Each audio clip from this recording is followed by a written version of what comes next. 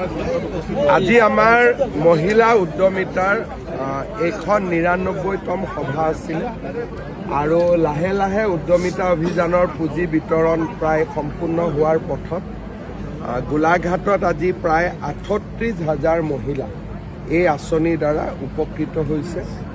ইয়াৰ লগতে আজি গোলাঘাটৰ অসম মালাৰ এটি খুব গুৰুত্বপূৰ্ণ পথ দেৰগাঁৱৰ পৰা গোলাঘাট সংযোগী এই পথটিও আজি আমি উদ্বোধন কৰিলোঁ।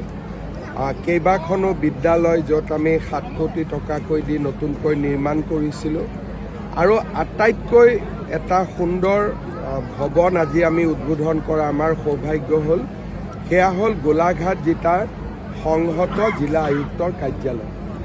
মোৰ দৃষ্টিত আমি একেলগে 10টা জিলা আয়ুক্তৰ কাৰ্যালয় আৰম্ভ কৰিছিলোঁ।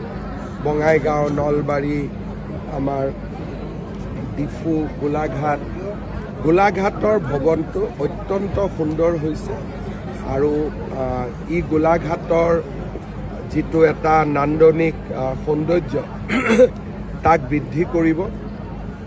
সুন্দৰ মুকলি মঞ্চ এখনো আজি উদ্বোধন হ'ল। বিকাশ আৰু মহিলাৰ সবলীকৰণ আজি দুইটা অনুষ্ঠানতে উপস্থিত থাকিবলৈ পাই মই গৌৰৱ অনুভৱ কৰিছোঁ।